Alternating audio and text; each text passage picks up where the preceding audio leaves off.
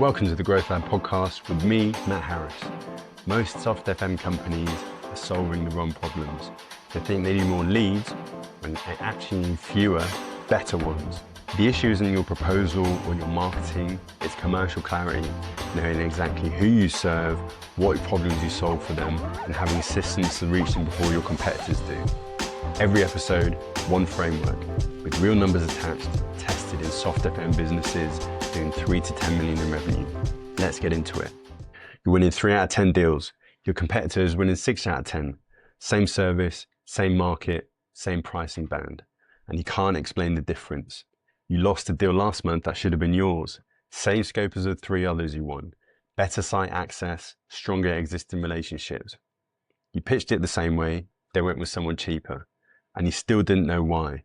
This isn't a sales execution problem, it's an ICP problem. And it's costing you 60% of your BD capacity every single month. Let's start with what's actually happening in your pipeline right now. You got 15 opportunities, 5 are construction, 5 are housing association, 5 are property service or FM clients. You're chasing all of them with the same pitch deck. You win 3 of 5 of them, but here's the problem you're not seeing. 10 of those 15 opportunities were never winnable, not because of pricing, not because of your delivery capability, because your value proposition doesn't match to their decision framework. Let me show you what I mean. When you're pitching a construction main contractor, they're assessing program risk. Their question is, will this supplier create a problem I have to fix? They're evaluating delay mitigation, health and safety compliance, subcontractor reliability. When you're pitching to a housing association, they're assessing compliance risk. Their question is, can I prove due diligence if something goes wrong? They're evaluating audit trails, regulatory certainty, social value contribution, resident communication protocols. When you're pitching to a property service client or FM provider, they're assessing operational risk. Their question is, will this remove variability from my P&L? They're evaluating cost predictability, multi-site control, reporting transparency, margin protection. 3 completely different decision frameworks. And your pitch deck says, reliable service, experienced team, competitive pricing. None of those match to any of their risk priorities. So they default to price because you haven't given them a commercial reason not to. This is why your win rate feels random. Let's talk about what this is actually costing you. You're burning 60% of your BD capacity every month chasing opportunities that don't match the buyer environment you're actually built to serve. Here's how that plays out. Your team spends 40 hours across 15 opportunities. 10 of them are misaligned from the start. That's 26 hours of BD time spent on deals you can't win consistently every month, but it gets worse. Because you can't predict which opportunities are winnable, the founder gets pulled into every single deal to diagnose fit. Your team can't qualify without you because there's no pattern to learn. Construction deal needs one approach, housing deal needs another, property needs a third. You're not running one business with clear qualification criteria. You're running 3 incompatible businesses under one brand. And this creates 4 compounding problems. First, your win rate stays inconsistent. You win 3 out of 10 this month, maybe 5 out of 10 next month. You can't tell which deals close until the decision lands. Second, discounting becomes constant. When your value proposition doesn't speak to their specific risk framework, you're competing on features, and features compress to price. Third, operations can't systemize. Construction buyers need program protection capability. Housing buyers need resident communication protocols. Property buyers need multi-site reporting infrastructure. You're trying to deliver all 3 under one operating model. So you build breadth instead of depth, and nothing standardizes. Fourth, the founder stays trapped. Your team can't diagnose which opportunities are actually winnable, so every deal needs founder involvement to figure if it's aligned. This is the cost of an unclear ICP, not reduced TAM, wasted capacity. Now here's the belief that needs to change. Most 5 million soft FM operators think, we can serve all 3 buyer types, we just need to adjust the pitch. No, you can't, because adjusting the pitch for housing when you're built for construction requires different risk models. Construction buyers need program delay mitigation, housing buyers need audit trail documentation.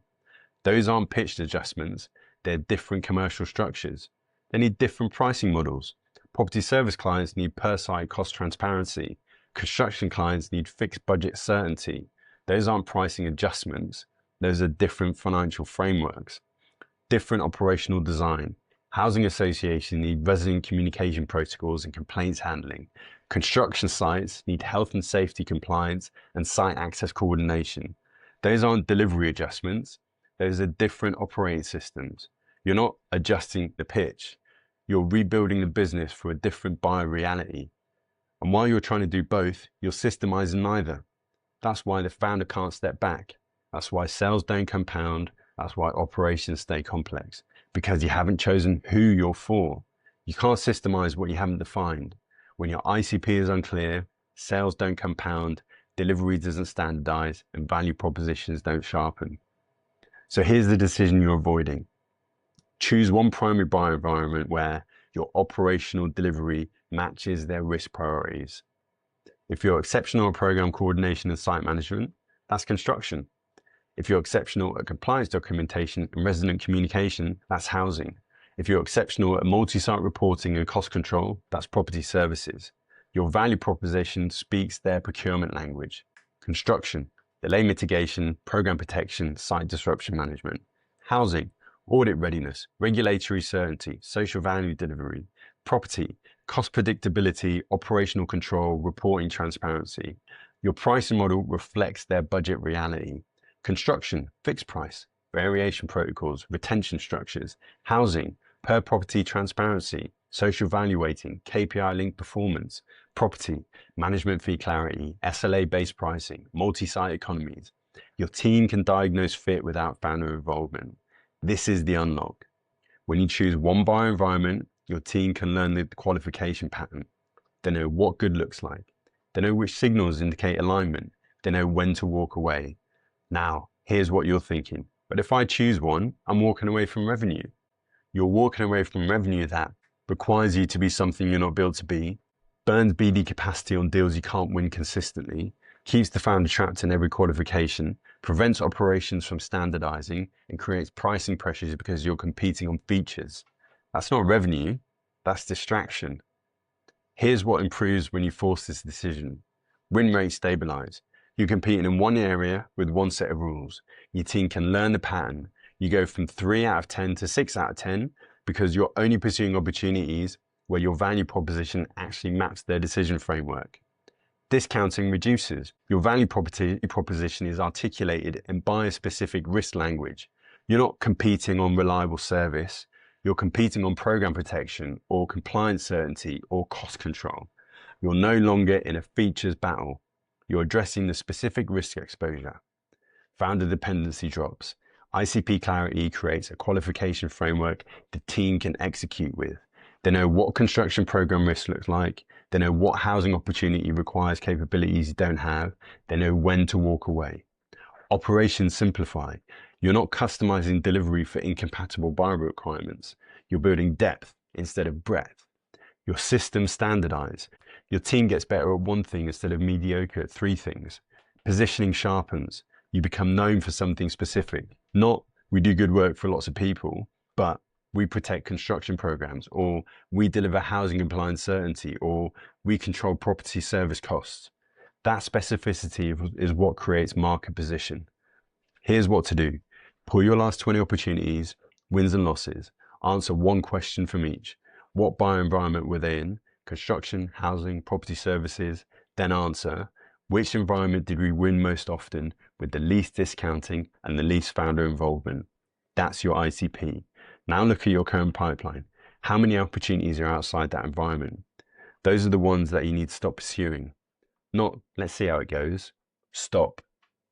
Because every hour your team spends chasing misaligned opportunities is an hour they're not spending dominating the environment you're actually built for. This is the clarity decision that changes everything. Not how do we win more deals, but which deals should we stop chasing? Yes, it feels like reducing TAM. It's actually the only way to systemize growth, because you cannot systemize what you haven't defined. Execution can fix a positioning problem. The path to predictable revenue at 3 to 10 million isn't serving more buyer types. It's choosing one and becoming undeniable there. That's the episode. Pick one thing we covered and implement it this week. Systems only work when you use them. If you found this valuable, hit the subscribe button so you don't miss the next episode. For a deeper dive on commercial strategy, ICP work, and how to build predictable pipeline, I write a weekly Substack. Just search The Growth Lab. I'm also on LinkedIn and X at @IAM_Matt Harris.